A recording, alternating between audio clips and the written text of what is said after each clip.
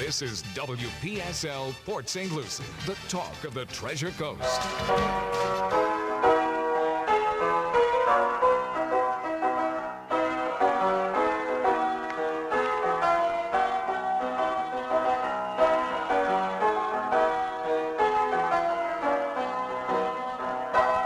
It's 11:31 at WPSL 1590.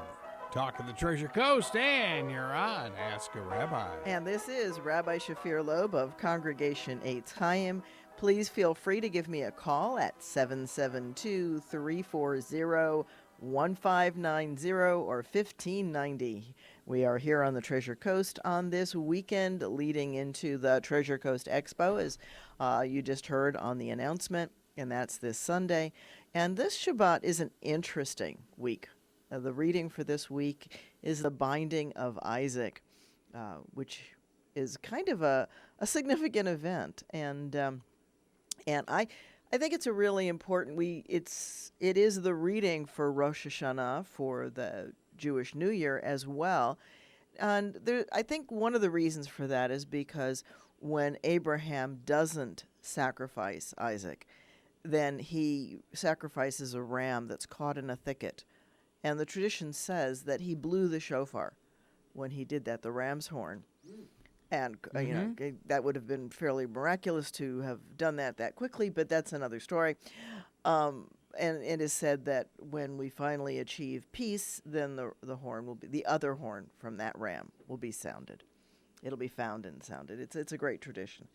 And so when are we going to have peace? Yeah. I wish I could say soon. It's really funny. I talk sometimes about Tucson and the Peace Walk that is part of Tucson and that I participated in the whole time I was in Tucson, and that I dearly miss. I wish we had that on the Treasure Coast. And there was one time when hostilities were a little more elevated than normally, and a reporter actually came up to me during the walk and said, will there be peace in our lifetime? And I had to say, I don't think so. And it's not about no hope, but it's I don't see the signs that we're learning. And, I think we are, but I don't think we're learning quickly. That's the piece. I hope our kids can do it. I really do. And I actually talked in my class this week and played that song about We Didn't Light the Fire. Because it's a really easy thing for a kid to say, well, hey, the world's a mess and I didn't make it a mess. It's not my mess.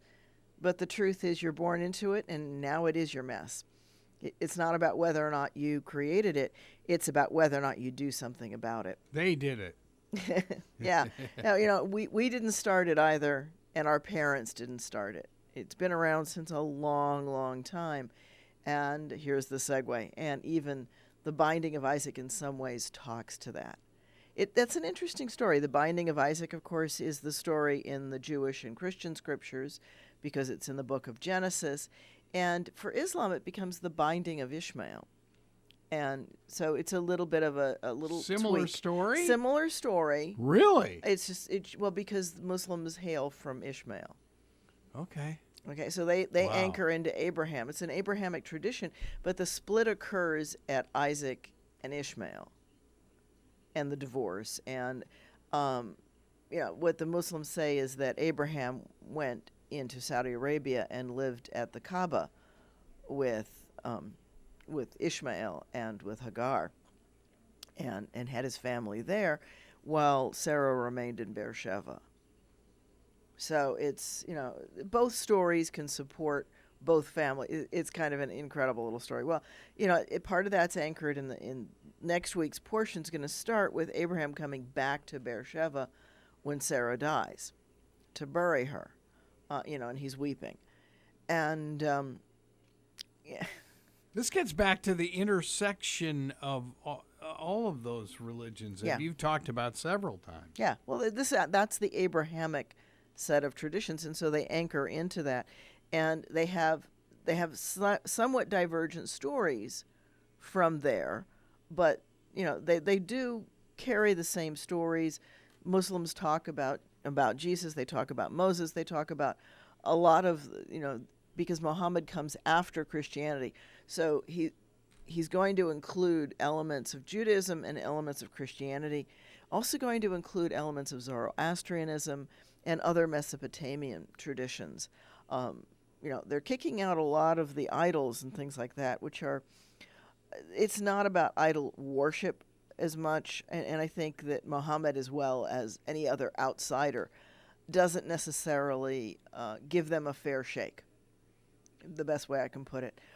Because when a Christian has a cross or a crucifix in their house, they're not expecting the little plastic Jesus to get off the wall and do something, right? It's there as a focal device, as something to look at and think about, rather than looking at just a cross or just a star or just a sickle. Just like a Star of David. I Right. mean, yeah. Yeah, I get it. I get it. But I can also see, right, I can see somebody walking into an Orthodox congregation where people, whenever they enter the sanctuary, bow toward the ark with the Torah in it. They're not worshiping the Torah. They're worshiping God, who's represented in those words. And similarly, when you walk into when a Catholic walks into a sanctuary, they're going to bow to the ark with the host in it, right? Not because they expect the host to get up and do something, or because they're worshiping the host, but because it represents it's a symbol of God. It's not God. It's a symbol of God. And I think that it's very easy when we don't understand to make a judgment, to get judgmental. As grandparents do when they look at their kids and the obsessions with phones, right? That's another question that I usually ask my students. Have you ever been accused of worshiping your phone? Right?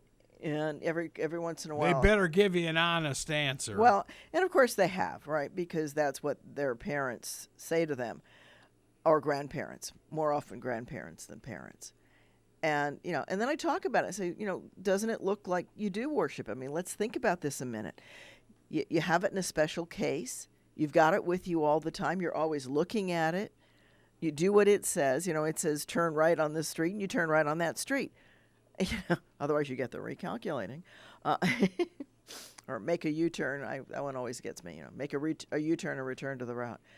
But you plug it in at night. You check it last thing before you go to bed. You check it first thing in the morning. It looks, if a Martian landed and looked at you, he or she'd probably say, "You're worshiping that thing. You're worshiping it," right? Because it's the attention and the seeming devotion. And to which my students always say, "But I'm just using the phone. I'm not worshiping it." I said, "Yeah, take a look at it from the outside, not as a user." And then you start to realize that it's easy to pass judgment. Judgments are fallacies. Judgments are fallacies. They don't follow sound logic. They make assumptions, and they act on those assumptions. And so they are fallacies. That's okay. Yeah, I teach a class in fallacies. Judgmentalism, very fallacious. Man. Right. Yeah. So you need to talking about things as being good and bad is a challenge, right? It's much better to say, is this constructive to solving the problem, or is it detracting from solving the problem? Is that a constructive approach? And and even sometimes there you can dip into judgmentalism very easily. Because it's, what do you want usually becomes good. What you don't want becomes bad. And so good and bad become very central to the individual, and does not necessarily carry across. That's amazing. I remember on Fridays at Loyola University, we would have our normal Mass, but the other celebrants in the Mass was usually Rabbi Magnan and also an imam from Culver City. Wow. So, and this was 1964. So, that's pretty good for 1964. Oh, yeah. And I can't tell you how much heat that the university took. Because they had none. From the cardinal. Yeah, because they had a rabbi and an imam there. Oh, brother. Yeah. That was, you thought World War III started. Well, and there's a fear of providing people choices that they might not choose the one you want them to choose. Right? And as we've learned, hopefully, as we become adults, if you love something and it leaves, then you have to let it go. Right? It doesn't mean you can't fight for it, but you have to let it go. You have to let the other entity make up their own mind. And that's it's hard on parents to do that. You know, we talked last week a little bit about Minime syndrome, right? You know, you want your kid to be a carbon copy of all your good things. I always joke that, you know, when I come into and I haven't done it very often. I've only served a few congregations in my rabbinic life. But when I do, you know, there's always this, well, we want you to be all the good things that the past rabbi was, but none of his bad stuff, right? You know, and it's like, you know, are you even listening to what you're asking? Right? Are you even listening? And yeah, because it's so much fun. You know, I have to be me. I can't be these other things. Naturally, yeah. And you know, you either like the package or you don't, and you either can work with it or you can't. And you know, we go from there.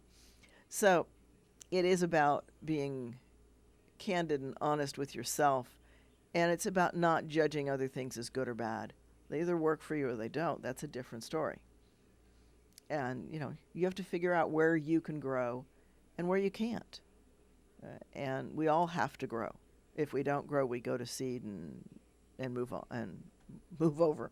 Right, so there's this interesting piece. So we get into this story. I'm going to go back to the story of Isaac now. The story of Isaac and the binding. And a lot of people want to say that the test for Abraham was whether or not he was willing to sacrifice his child. And I'm going to argue that that's not the case. And here's why. Okay? I think he was intent on doing that anyway. Yeah, I think he was doing it as many parents do in mini-me syndrome. And I think that Abraham was guilty of mini-me with Isaac, kept wanting him to be exactly like Abraham, and he couldn't do that. Right? And so God says, well, go and see, let's see if you're willing to sacrifice your child. And the test, really, I think, is whether or not Abraham will see the angel. Okay? Because here's the piece, right? If we're good teachers, we reward the student for for passing the test immediately, or we punish them for failing the test immediately, or not punish, but the consequences are revealed, right? The result of your test score is given to you very quickly, hopefully. I mean, obviously we wait for the SATs and all that stuff because they've got to process them. But in school, you look for the result to be there very quickly, and certainly in younger school, the teacher immediately says, good job, or, let's work on this. And as soon as Abraham stops the process, when the angel says, stop, don't make a waste of him. Lo ta'aseh lo me'umah. Don't make of him a waste. It's an interesting use of Hebrew. Me'umah it's one of the things that, for example, when Joseph is in Potiphar's house and Potiphar says, how dare you do this? And he says, I didn't me'umah. I didn't make a waste. I didn't squander things. I was not an inappropriate servant to you. All right. And so here, the angel is saying to Abraham, don't make of your child a waste, i.e., let the child live, let the child serve God, let the child live life fully, let the child be Isaac and not a mini-me. And, and there's a couple of clues in there. And when I read the portion, when I'm the angel and I read that, I scream, Abraham, Abraham. In fact, the whole congregation has gotten used to it now because we just did our 5th year a few months ago. And so everybody's like, you really, you wake everybody up with yelling Abraham. It's like, I want Abraham to see. The angel wants Abraham to stop. So he or she is, if angels in fact have gender, which is a whole nother discussion. We won't get into that one today. We've only got 15 more minutes. But the angel really wants Abraham to stop. And so screams, Abraham, Abraham. so that, Abraham, if nothing else, does this, what's going on, right? And can hear the angel say, don't make a waste of him.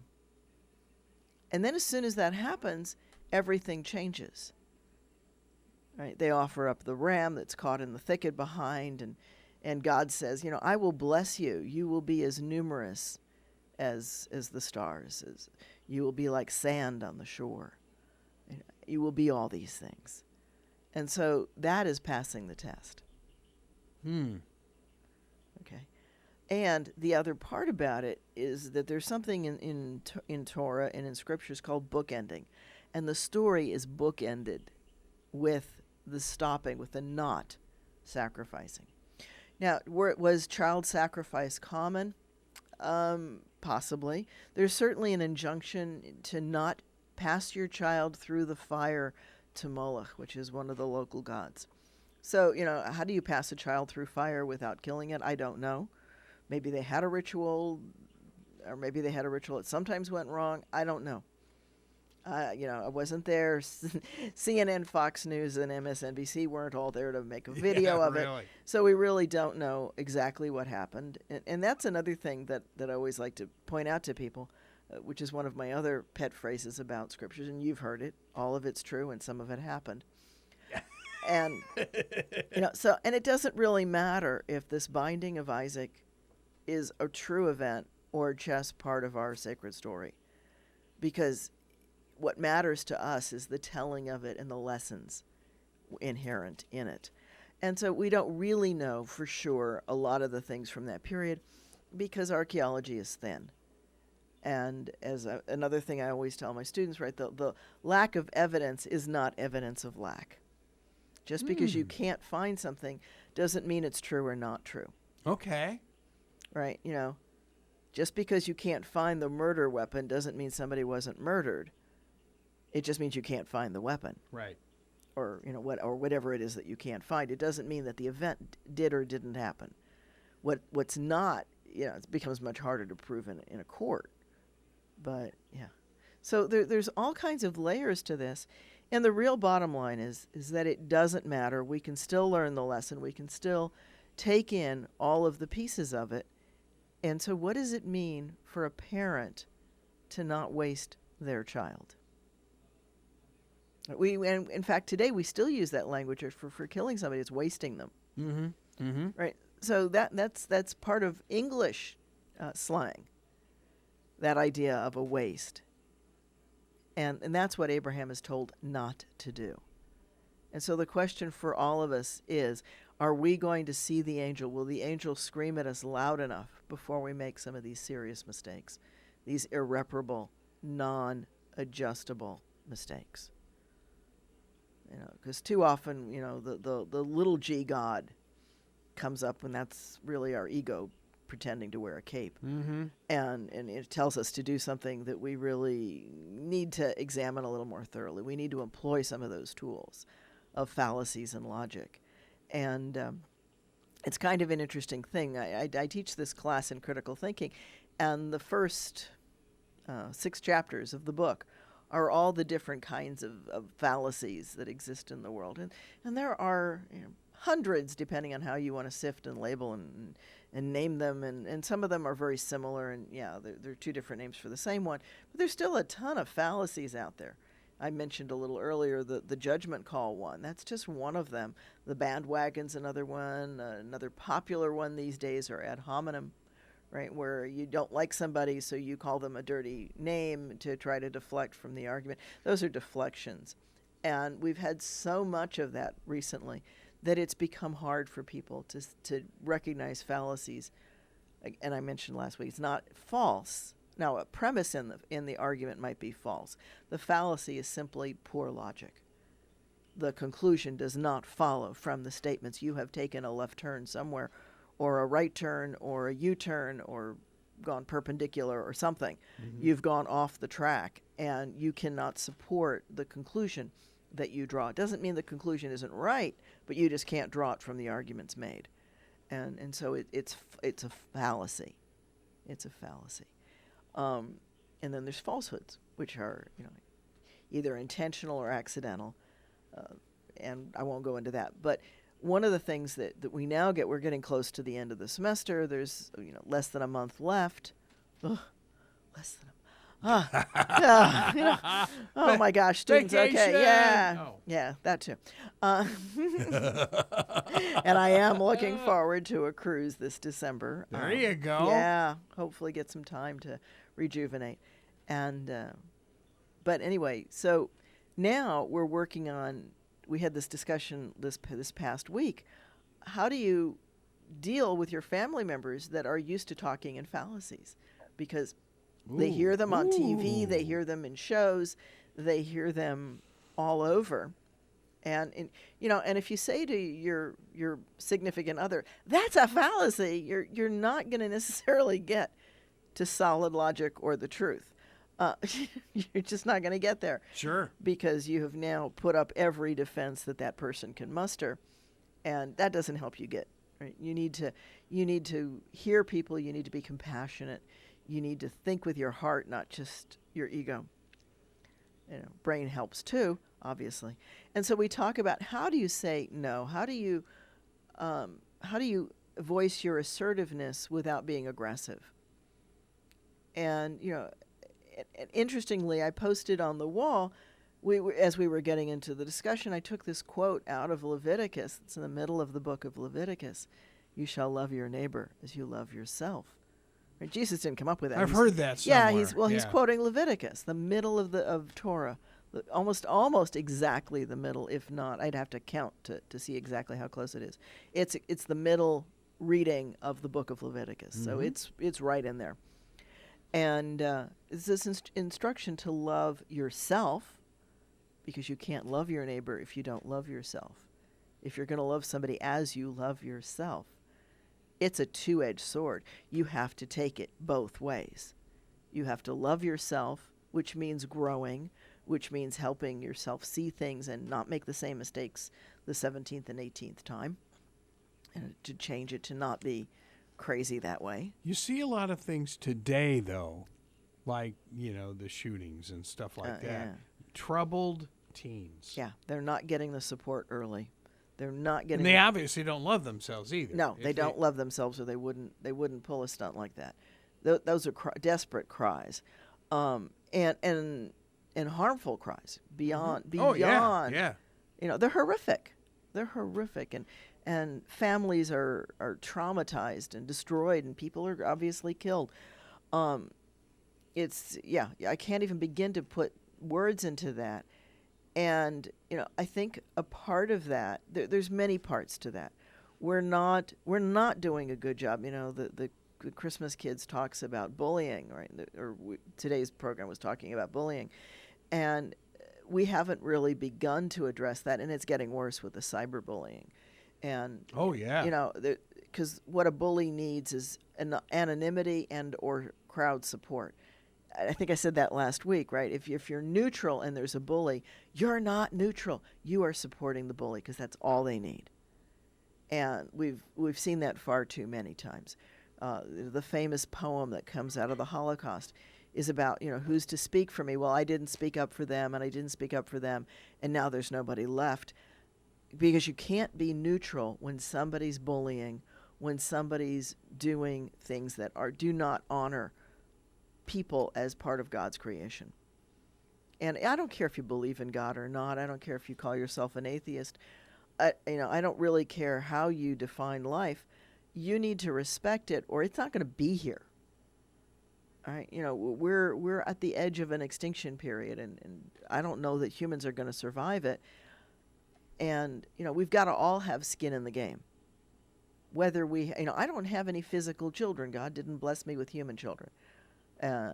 So it's not that I get it for the larger group, not because my genes are going to move forward, because for whatever reason they're not, and that's okay with me. That's God's plan, but that doesn't stop me from having a whole bunch of spiritual children. Mm-hmm. Sure. Right. I still keep in touch with the student, the very first one when I was a student rabbi, who celebrated her bat mitzvah, right?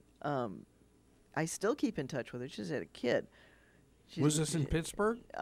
This was in Cleveland. In Cleveland, In okay. Cleveland, and she went to school in New York. If she's listening, she now knows that she's being talked about. She now lives in Indiana. Okay. And she's a teacher there, and she has a kid. She just had a child not too long ago. So, it's full scale, right? And I've got others that are in college and others that are going beyond college already into their careers. And I've got some that are getting into high school and some going here in Port St. Lucie going to college already. The first year I was in Port St. Lucie, there were 7 who celebrated. Wow. Yeah, 7. Wow. That's so cool. Very quickly. So it is about having this openness and this compassion. And it's not about what I need, because very candidly, I don't have those many great needs. But our planet has tremendous needs, and our people have tremendous needs. The kids who go off and do these horrible, violent things, we need to find a way to help them before it gets to that level, and not just say, hey, that's a kid I don't want to have anything to do with. I'm going to go somewhere else, because eventually you're going to find there's no place to go. There's going to be no place. The more and more of these kids that we create, and it's not their parents alone. Their parents are part of the system. And many times the parents can't get the help that they want. Here's a piece that a lot of people don't know. The insurance companies, I know Stuart's talked about that on Ask a Lawyer. The insurance companies don't want to pay for mental health treatment. That's true. For these kids that so desperately need it. And not every parent can afford private mental health care for their kids. We don't, what are the psychologists in school? Most of them are testing professionals rather than really offering any kind of support. They don't have the resources. They don't have what it takes. It's not their fault. It's not what they're hired to do. They're hired to administer the tests. Everything is to the standardized test, and we're missing the kids in that process. We are so seriously, no kid left behind. Well, it's like every kid is falling through the cracks in some ways. Mm-hmm. And I think, that there needs to be a grassroots, maybe from the parents, please, start to ask the system to become responsible to creating really good kids coming out of school, and not these kids who can pass the test and not apply it. It's a danger that we seriously have stepped into. It seems like too many kids are latchkey kids now. Well, it's not just latchkey. It's the whole thing. Teachers are afraid to do much because they get in trouble no matter what they do. And the teachers are also being forced to teach the test by their administrators, who are being governed by their bosses, It's a systemic problem. It's not any one individual problem. But it's not going to change until there is hopefully a peaceful revolution from within, a grassroots saying, this has got to change. This is not what's going to lead our country into the future. I know that Stuart asked the question from the top down, but I'm going to ask it from the bottom up. What are we doing? Why are we allowing? Why are we being neutral when this is being done to our kids? Yeah. We need to not make a waste of them. There's your segue. This has been Ask a Rabbi. This is Rabbi Shafir Loeb. Please join us Sunday for the expo. We still have 1 or 2 tables left for vendors. Please feel free to give us a call at the Community Center this Sunday from 10 to 4, open to the public. Please come and join us. We'll see you Sunday. Sounds great. You've been listening to Ask a Rabbi right here on WPSL Port St. Lucie, WPSL.com, webcaster to the world, on the internet, on Alexa, and Google Home.